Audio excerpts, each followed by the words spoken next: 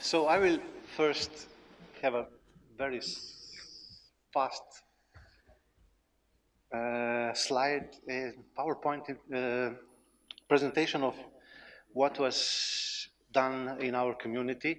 Not only community, there are some proof of concept project that later developed into commercial products, but nothing is released to the market at the present time.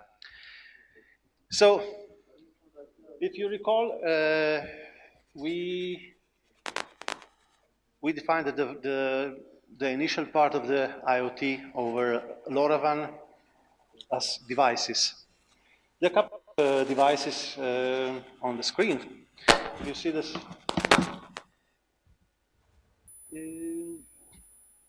They are practically defined in two classes. Proof of concept devices and commercial deployment ready devices.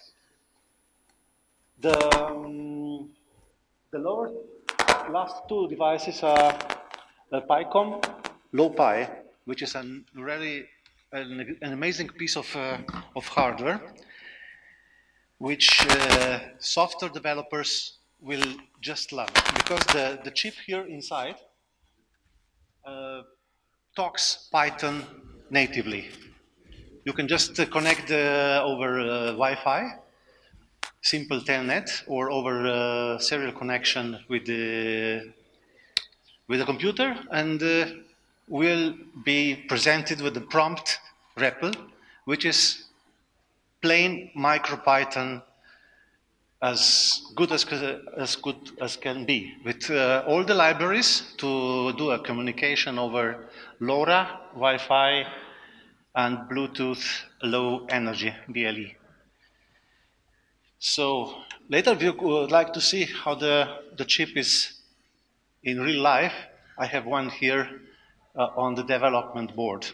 You just need to attach the antenna, write some codes, and you are in the land of IoT over LoRaWAN. The first two devices on the top are normally single mission devices measuring just one or two parameters with a fixed firmware, nothing special. You just deploy thousands of them, there's no problem at all. The third one is modular device. You can attach several different types of sensors, from AD to I2C, serial devices, Modbus, you name it, there's attachment on. And this, the lower right, is the Arduino type of device, based on the ARM or other type of MCU, normally programmed in C or C++. This is the LOPI I just mentioned. The cost of the system on a chip is about 30 euros. There is another version out that have another interface, NB-IoT also, so you can just put inside a SIM card, and if your internet provider is enabled to offer IoT services over NB-IoT, narrowband IoT, you're ready to run this also. But normally you will need to pay something for this. Gateways are normally boxes.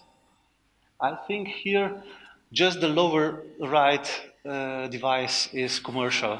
It's the TTN gateway, which is an internal version. This device was used for the Kickstarter project that allowed the TTN to start. The rest is rather normal boxes, normally from aluminum, with some kind of antenna on, hoping to get the whole system well earthed in order to avoid electrostatic and strikes. As I mentioned before, the ham radio, the radio amateurs community is very much welcomed in TTN community also, because they normally have contest locations on hilltops already connected with the internet. So you just add the gateway, and you have a great coverage for the IoT, especially in rural communities. The gateways here are based on Raspberry Pi with additional boards. The gateway board is normally the most costly part of the gateway, because it costs around 140, 160 euros. Much more than the Raspberry itself. The protocol that comes out of the concentrator or gateway is stupidly simple UDP over port 1700, unprotected. The TTN gateway protocol uses MQTT on GPRS, so this is much better. So in order to deploy something serious, you need to have a VPN or something restricted in order to have all your traffic encoded. The point is that the LoRaWAN protocol is encrypted, but for me, UDP open is not exactly the things I'd like to hear and see on my network. There's another point. You need to account for the latency.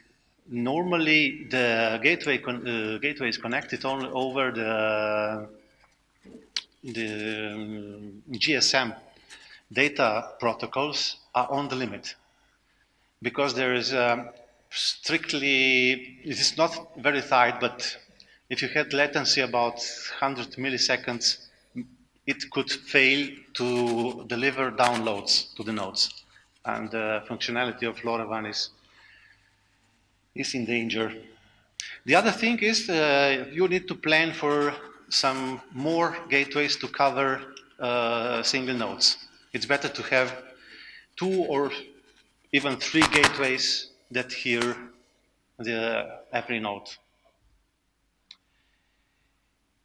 There's another stuff that we found out, that if you have a great location and you do some simulation using open source or even free simulator programs, it's normally a garbage. There's nothing like a good on-site, on-field measurements, driving around with the tracker for LoRaWAN. I will show this later. So this is the measurements map made with TTN Mapper, which is an application that simply shows the coordinates of the device every time it reaches the network. How it works, you can have this attached to the GPS, or just run the node with the TTN Mapper app on, and the system assumes that your phone is near the node. So whenever the packet is received by the network, timestamp and the coordinates are merged together and say, okay, so this device is where your phone is. That's how the points are made on the map, and the more red the point is, the better signal is. So it's quite an easy system to chart the coverage. There are some more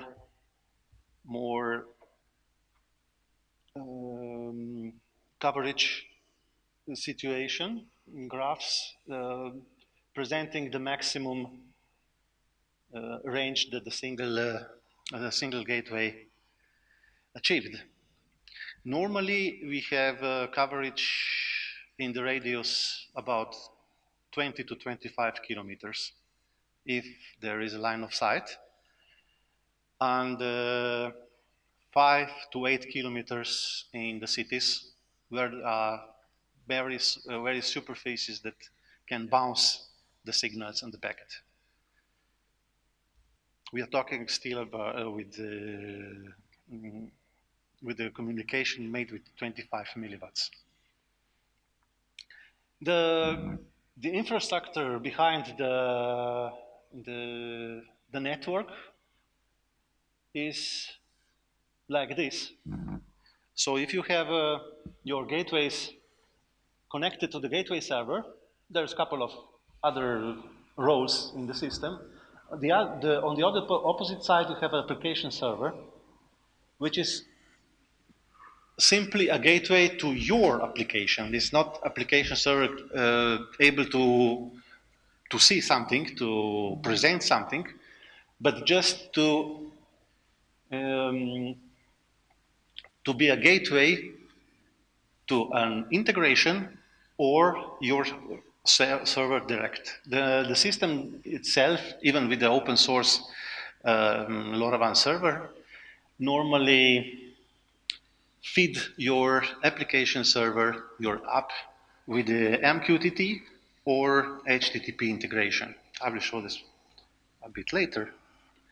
There's some basic tracking of the traffic on your console. So you can see that your application with the name S56G is receiving data through the gateway with GTWID, and there's a strange number, on the channel 0 with the RSSI -37, and signals to noise ratio is 26.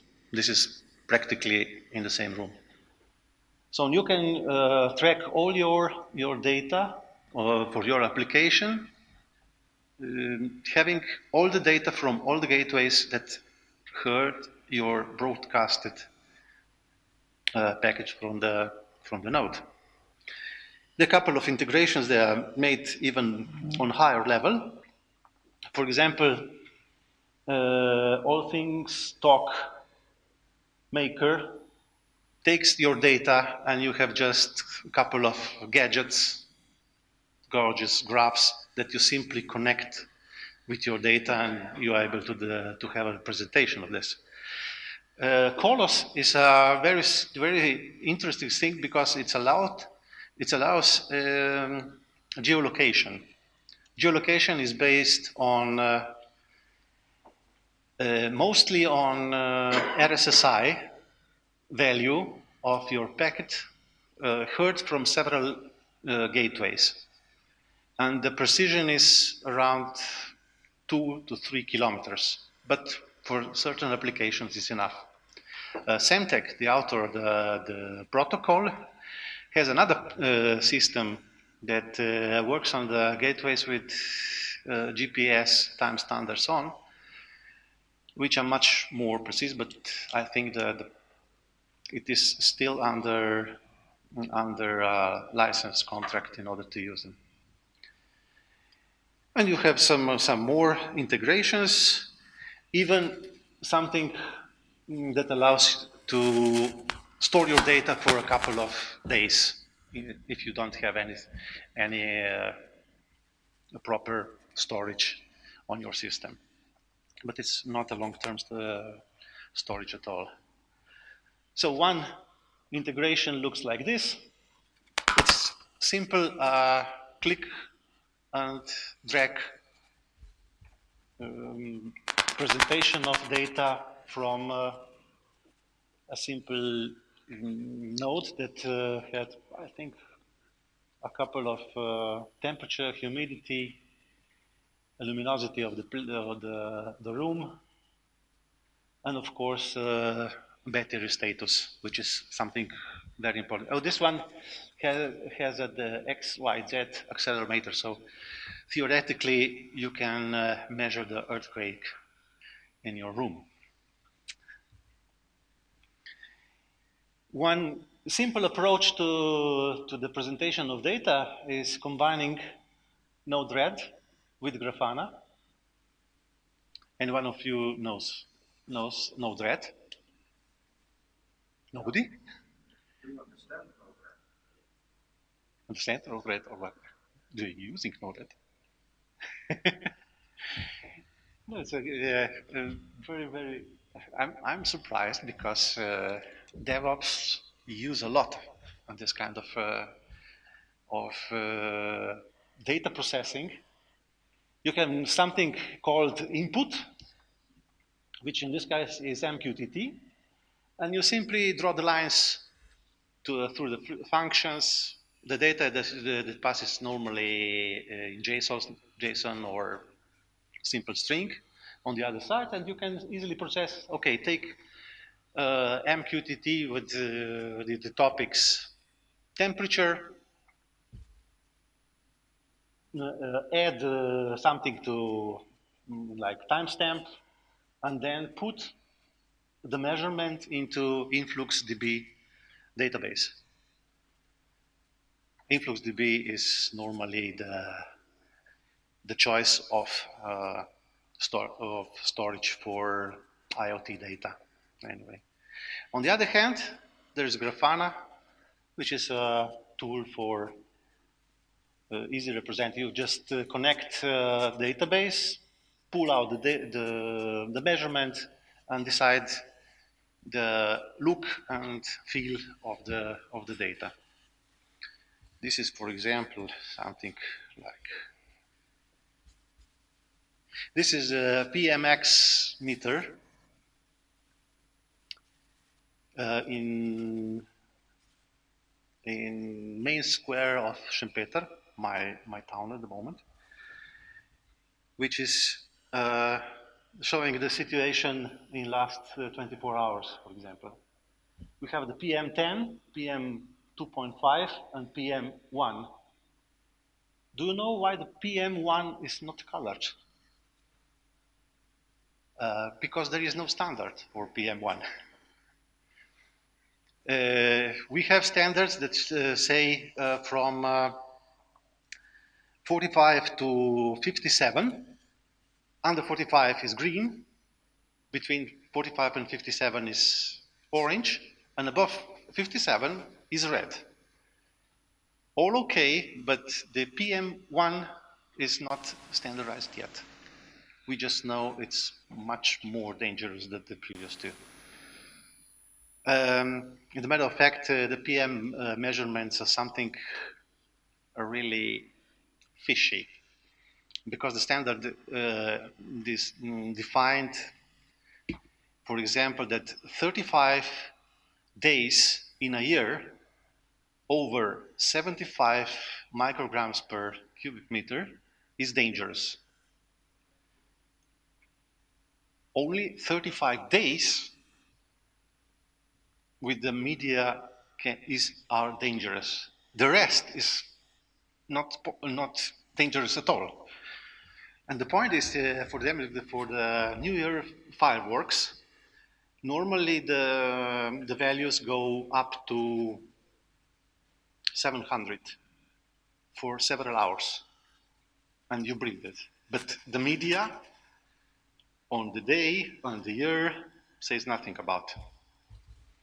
So this is one of the, so more the greener here is, better we bet. If you want to know how the situation is in Italy, so, and this is suburban place between greens. It's Mantova, yes. One very interesting point is that at least in our cases, the main producer of the PMX is not the traffic, but the individual heating with wood. Yes. So if the local administration says to limit the traffics, it's nonsense. For other gases, or that will be okay, but PMX is out of the question at all. So there's another nice. Oh, there is not nice here, but probably if I catch some data. This is the same PyCom device counting people. It counts MAC addresses of mobile phones and this GDPR complaint because it only counts beacons from the phones with the Wi-Fi turned on but not connected. Yes, exactly. Just a scan, and there's several use cases when this PAX meter is useful. Deutsche Bahn used this system embedded in their clocks and in the railway station in order to know how many people is under the clock at the moment. You should say, what for? Yes, because cleaning maid can pass if there are few people, not if the situation is crowded.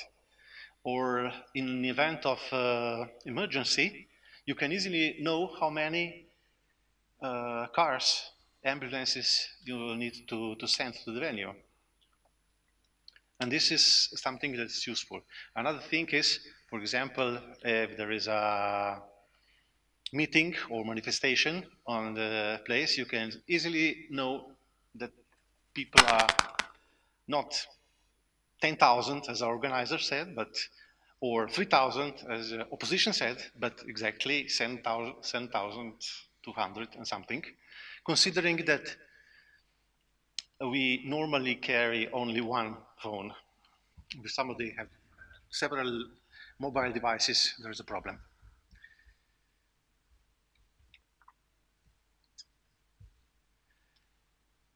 Back to the use cases, our first product in terms of proof of concept was a sensor node for vineyards. We are very near to the wine producing region, and of course we just love good wine, and we have a lot of friends that are very interested into having something very, very, very monitored.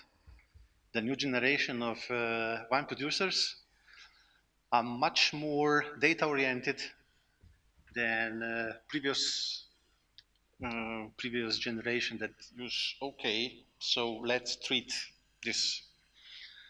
The point is that if your vineyard is in the region where there is a hilltops, valleys, hilltops, there is a treatment there could be very, very, very, very difficult because based on the forecast based on 4 or 5 agrometeorological stations, weather stations in the region are not enough to have an exact informed decision-making system in order to treat vines for diseases. Now, all the system normally now I'm based on simple algorithm that say if the humidity for 3 days is such and such and temperature is going up, so you must treat something Merlot or treatment will be to prevent peronospora, for example. So this kind of sensor measured two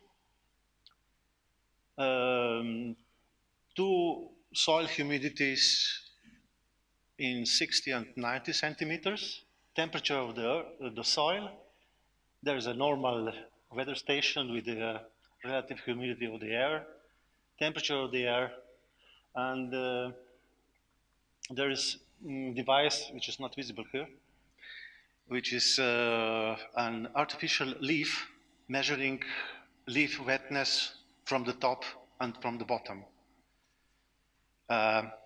This use case was very instructive because the radio part, and the microprocessor cost around 50 euros. Only the leaf wetness sensor cost 180 euros. So having IoT with low cost, it's out of the question, because normally this stuff you put in the vineyard around 800 to 2,000 euros.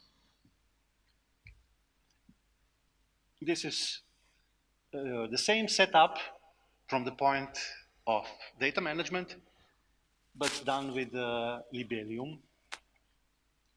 Still have this one have leaf wetness sensor much simpler, and we were surprised because it really delivers good results, even costing 5 euros, not 180. This is an example of the data presented to the enology guy, and they say, oh, this is top. I understand everything from here. This is the PM meter we saw before. Nothing special. The two tubes preventing mixing the air, because the sensor has a small fan inside pushing the exact amount of air through the chamber with the laser beams that count pieces of something that we saw before. One very interesting point, IoT case, is water level measuring. This is ultrasonic, yes. It's ultrasonic up to 10 meters with the precision of 1 centimeter. This one is a bit difficult to manage the energy consumption, because the ultrasound sensor consumes a lot. But I think that one charge per season, it's enough to have a system up without a problem. It is extremely useful, extremely useful. And here we have a groundwater level. This case was interesting because we made a proof of concept to measure underground water level for a project. There's a engineering team that had a problem to design everything around the tunnel on the road, and there was on the part there was completely off communication system. Even the telephones, there was no coverage from the GSM signal of any kind. So we decided to do LoRaWAN with a gateway in a house that was about 2 kilometers away, around the corner, and it works. Still works, and it worked for the period of the time. The problem here was that they done the research of this kind using data recorders. Data recorders is, yes, cool, no problem, but you, from time to time, you have to fetch the data. The problem is that you probably don't know if something is going wrong. So until you went there, put the SD card out, and discovered there is no data, it was a pain, and it was really a pain. So here we have everything. We had a simple problem here. That's how the implementation was. The antennas was unfortunately edible. So creatures from the wood were very much interested in eating the antennas. So you need to be very clever in order to implement some. No. People with their greasy fingers. Crucifix. It's the same with fiber. Really? Rodents eat fiber. Okay, so take in consideration. The sensors in this case were hydrostatic pressure measurements, and it just worked without a problem with extremely low power consumption. So here was the result that engineers followed every morning from the office, and nobody was sent for a 80-kilometer round trip to pull the SD card out of the data logger. So this is my fast presentation. If you have any questions.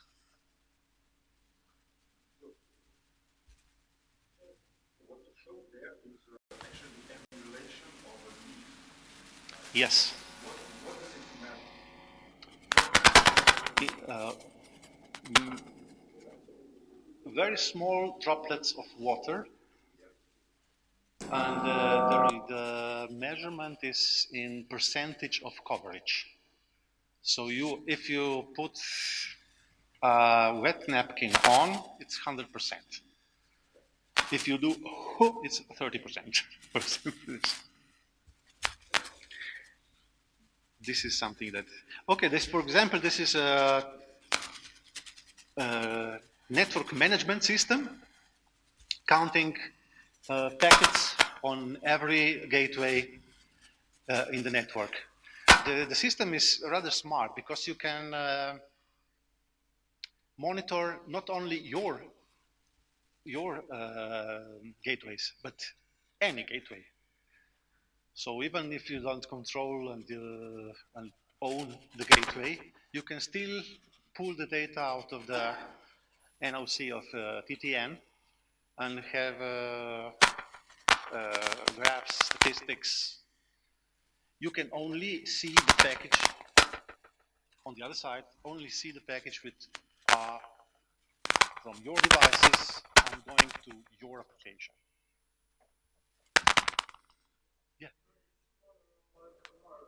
From a country that is most polluted ones in Yes. world, and it's over 137 right now. I had the privilege to work with TopTal on a project for Oslo, for Norway, and for Estonia. They had the measurement units for measuring pollution, PM 2.5. Then I learned about PM1, that it exists. And actually, we was, with help from the people from mathematical faculty here, managed to take the data from the Google Maps about wind directions in a certain time when the measurement was taken. So we managed to triangulate the sources of pollution here, and it's a really good addition to the pro that you have. But a little bit, we had a problem with height, measuring height. So it's depending on which height you are measuring the data, you get the wrong results. So to make the story short, we put the devices on the taxi vehicles in the town, and they was bringing a bunch of data every day from all the parts of the town. So good idea to extend the measurement unit. I know that wind measurement and direction is quite different, and it needs to be static to get that, but you get the data from the Google Maps for the time when you're seeking data. There is no historical data, but you could take the data, real-time data from yes, collect it and use it later on research. That's all. Great, yes, Yeah. this is great. Yeah. There's especially the pollution measurements in city are something that normally communities start with citizen sensor network of some things. Also good. The point that differs a lot, that the sensors for water pollution costs a lot, and the point is that are not durable in time. The point is that the sensor, for example, for pH, you can buy an eternal one for a couple of thousand euros, or spend much less for something that lasts 3 months. So you need to decide what to do with. And the same issue, but in 2 dimensions, is done with the sensors we are trying to plant in nearby river Vipava, in order to catch the habitual polluters of the waters. Because if you put, now we have 44 kilometers with 5 stations, which is way too low number to catch somebody. But if you put every 300 meters and having a bit of mathematical model that calculate floats, you can pinpoint to the 10, 20 meters where the pollution started. This is another point.